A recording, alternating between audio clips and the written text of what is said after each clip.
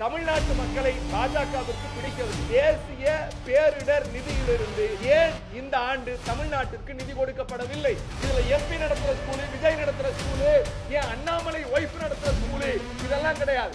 இந்த சட்டத்தை எதிர்த்து தமிழ்நாட்டில இருந்து கேஸ் போட்ட ஸ்கூல் எதுன்னு கூகுள்ல போய் அண்ணாமலை பார்க்க சொல்லுங்க. தமிழ்நாட்டு மக்களை பாஜகவை தொடர்ச்சியாக புறக்கணிக்கிறார்கள் என்கிற காரணத்தினால் ஒன்றியத்தில் இருக்கிற அவருடைய அதிகாரத்தை பயன்படுத்தி ஒட்டுமொத்த நிதியையும் மடைமாற்றம் செய்து பீகாருக்கு, ஆந்திராவிற்கு, தெலுங்கானாவிற்கு, ஒரிசாவிற்கு போன்ற இடங்களுக்கெல்லாம் கொடுத்திருக்கிற நிதியை ஏன் எங்களுக்கு கொடுக்கவில்லை? என்றைக்கும் இந்தி திணிப்பிற்கு எதிரி. ஹிந்தி, ஹிந்து, ஹிந்துத்துவா என்கிற அடிப்படையில் ஹிந்தியை முதலில் திணித்து சமஸ்கிருதத்தை கொண்டு வருகிற அயோக்கியத்தனத்தையும் we are against Hindi imposition தானே தவிர இந்திக்கு எதிரி அல்ல. இந்த ஆண்டு நமக்கு கிடைக்க வேண்டிய குவார்டர்லி என்று சொல்லக்கூடிய காலாண்டு நிதியான 2145 கோடி ரூபாயை கேட்டால் மத்திய ஒன்றிய கல்வி அமைச்சர் தர்மேந்திர பிரதான் சொல்லுகிறார், நீங்கள் மும்மொழி கொள்கையையும் புதிய பாடத்திட்டத்தையும், அதாவது நியூ எஜுகேஷன் பாலிசி 2020 ஏத்துக்கிட்டாதான் நாங்க நிதி தருவோம்னு சொல்றார். அப்படிப்பட்ட எந்த கண்டிஷனும் இந்த 61 பக்க ஆவணத்தில் இல்லை. நாம் கையெழுத்திட்டு இருக்கிற, மாநில அரசின் சார்பாக கையெழுத்திடப்பட்டிருக்கிற எந்த ஆவணத்திலும் இந்த திட்டத்தை செயல்படுத்தினால்தான், பிஎம் ஸ்ரீ ஸ்கூலை செயல்படுத்தினால்தான், அல்லது புதிய கல்விக் கொள்கையை நீங்கள் ஏற்றுக்கொண்டால்தான் இந்த நிதி என்பது கிடையாது. இது ஏறக்குறைய நம்முடைய பழங்காலம் தொட்டு இடைநிற்றலுக்கான சாதாரண சாமானிய மக்கள் குழந்தை தொழிலாளராக இருந்து அதன் மூலம் பள்ளியில் இடைநிற்றல் வருகிற போது அந்த மாணவர்களை கண்டெடுத்து அவர்களுடைய கல்வி வளர்ச்சியை கொண்டு வந்து சேர்க்கிற ஒரு மகத்தான திட்டம். இது காங்கிரஸ் பேரியக்கம் ஆட்சியில் இருந்த போது கொண்டு வந்தது. அதனை முத்தமிழறிஞர் டாக்டர் கலைஞர் வலியுறுத்தினார். அதைத்தான் அனைவருக்கும் கல்வி என்ற அடிப்படை திட்டத்தின் அடிப்படையில் காங்கிரஸ் அரசாங்கம் ஏற்றுக்கொண்டு அதன் மூலம் மத்திய அரசாங்கம் 60%, மாநில அரசாங்கம் 40% நிதி கொடுக்கப்படுகிறது. இப்போது எங்களுடைய கேள்வி, நேற்றைக்கு மாண்புமிகு தமிழ்நாட்டினுடைய முதலமைச்சர் திராவிட மாடல் நாயகர் முத்துவேல் கருணாநிதி ஸ்டாலின் அவர்கள் ஒரு கேள்வி வைத்தார். தேசிய பேரிடர் நிதியிலிருந்து ஏன் இந்த ஆண்டு தமிழ்நாட்டிற்கு நிதி கொடுக்கப்படவில்லை?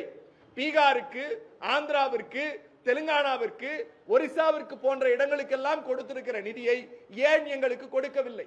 அதை போலவே 2 நாட்களுக்கு முன்னால் தேசிய ஒருங்கிணைந்த குழந்தைகள் வளர்ச்சி திட்டத்திற்கு கொடுக்க வேண்டிய ஒன்றிய அரசினுடைய நிதியை எங்களுக்கு தரவில்லை என்று ஒரு மக்களால் தேர்ந்தெடுக்கப்பட்ட இந்திய அரசியலமைப்பு சட்டத்திற்கு உட்பட்ட ஒரு முதலமைச்சர் ஒன்றிய அரசை கேட்கிறார்.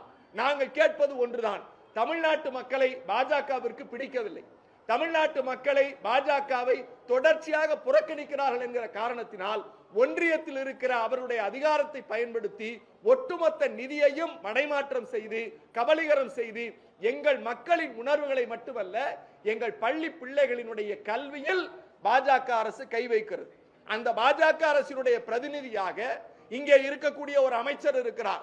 அதை கடந்து எதுவும் அறியாத தற்குறியாகிய ஒரு பாஜகவினுடைய மாநில தலைவர் இங்கே இருக்கிறார். நேற்றைக்கு பத்திரிகையாளர்கள் ஒரு அற்புதமான ஒரு கேள்வி கேட்டீர்கள்.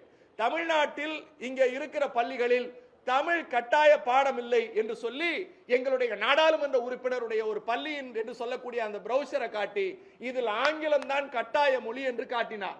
நான் பத்திரிகையாளர்கள் வாயிலாக தமிழ்நாட்டு மக்களுக்கு சொல்லுகிறேன், திராவிட முன்னேற்ற கழகம் என்பது என்றைக்கும் இந்தி திணிப்பிற்கு எதிரி. I am repeating my word, we are against Hindi imposition தானே தவிர இந்திக்கு எதிரி அல்ல. ஆனால் ஒன்றிய பாஜக அரசினுடைய நோக்கம் என்பது ஹிந்தி, ஹிந்து, ஹிந்துத்துவா என்கிற அடிப்படையில் ஹிந்தியை முதலில் திணித்து சமஸ்கிருதத்தை கொண்டு வருகிற அயோக்கியத்தனத்தையும் எழுத்து வடிவம் கூட இல்லாத ஒரு மொழிக்கு கோடிக்கணக்கான ரூபாயை ஒதுக்கி எங்கள் தாய்மொழியான தமிழ் மொழியை புறக்கணிக்கிற செயலை ஒன்றிய பாஜக அரசு செய்கிறது. இதையெல்லாம் கணித்துதான் எனக்கு பின்னால் இருக்கிற முத்தமிழறிஞர் டாக்டர் கலைஞர் இருக்கிறாரே, அவருடைய ஆட்சி காலத்தில் போடப்பட்ட சட்டம் 2006ஆம் ஆண்டு முத்தமிழறிஞர் கலைஞர் சொன்னார், தமிழ்நாட்டில் இருக்கக்கூடிய அனைத்து பள்ளிகளும் என்பது அரசு பள்ளிகள் மட்டுமல்ல, மெட்ரிகுலேஷன், சிபிஎஸ்இ, ஐசிஎஸ்இ, இப்படி தமிழ்நாட்டில் இருக்கக்கூடிய அனைத்து பள்ளிகளிலும் தமிழ் கட்டாய பாடம். இதுல எம்பி நடத்துற ஸ்கூலு, விஜய் நடத்துற ஸ்கூலு, ஏன் அண்ணாமலை ஒய்ஃப் நடத்துற ஸ்கூலு, இதெல்லாம் கிடையாது. யார் இங்கே பள்ளி நடத்தினாலும் தமிழ்நாட்டில் முத்தமிழறிஞர் டாக்டர் கலைஞர் போட்ட சட்டத்தை உங்களுக்கு காட்டுகிறேன். தமிழ் பாடம் கட்டாயம். இந்த அடிப்படை அறிவு கூட 2006 சட்டம் போட்டோம் சார். இன்னைக்கு 2025. இந்த அடிப்படை தரவு கூட தெரியாம தற்குறித்தனமா உட்கார்ந்துகிட்டு ஆங்கில பாடம் கட்டாயம், தமிழ் பாடம் கட்டாயம் இல்லைன்னு கேள்வி கேட்கிறார். நான் இன்னொரு விஷயத்தை சொல்றேன். இந்த சட்டத்தை எதிர்த்தது முதல்ல யார் தெரியுமா? ஒன்றிய அரசு கல்வி நிறுவனங்கள். அதாவது பாஜக இன்றைக்கு பொறுப்பில் இருக்கக்கூடிய அந்த கல்வி நிறுவனங்கள் தான் இதை எதிர்த்தாங்க. இந்த சட்டத்தை எதிர்த்து தமிழ்நாட்டில இருந்து கேஸ் போட்ட ஸ்கூல் எதுன்னு கூகுள்ல போய் அண்ணாமலை பார்க்க சொல்லுங்க. அப்படி பார்த்தா ஒரு வித்யாசிரமம் தெரியும். அந்த வித்யாசிரமம் யார் பின்னணியில இயங்குறதுங்கிறது தெரியும்.